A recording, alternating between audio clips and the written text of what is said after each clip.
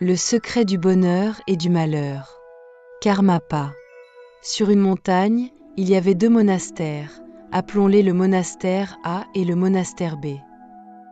Au monastère A, les moines se disputaient souvent et ne vivaient pas en harmonie, tout le monde y était malheureux. Au contraire, au monastère B, les moines étaient unis, solidaires, et portaient toujours un sourire sur le visage. Leur vie était donc joyeuse et prospère. Le supérieur du monastère A, intrigué par cette différence, décida un jour de se rendre au monastère B pour observer. Arrivé à la porte, il rencontra un jeune moine. Le supérieur lui demanda : « Petit moine, votre monastère semble très heureux et harmonieux. Quelle en est la raison ? » Le petit moine répondit avec un sourire : « Parce que chacun ici fait souvent des erreurs. C'est pour cela que notre monastère est si harmonieux. » Le supérieur ne comprenait pas comment des fautes fréquentes pouvaient-elles mener à l'harmonie.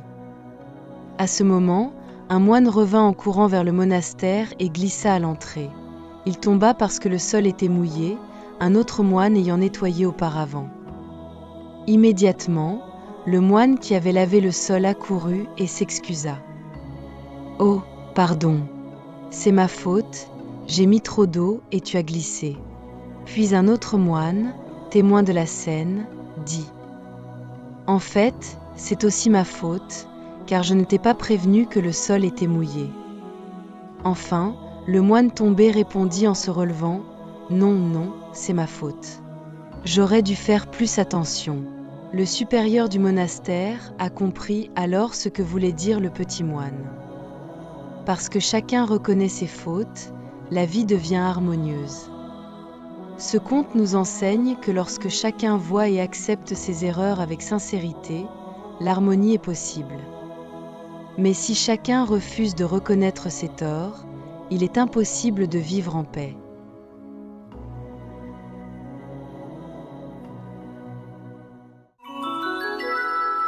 Veuillez cliquer sur le bouton d'abonnement pour que nous puissions partager ensemble un moment de sérénité. Puissent les mérites ainsi accumulés orner la terre pure du Bouddha.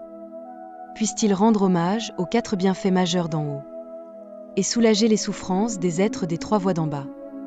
Que tous ceux qui entendent ou voient ces paroles éveillent en eux l'esprit d'éveil et qu'en achevant ce corps de rétribution, nous renaîtrons ensemble dans la terre pure d'Amityofo.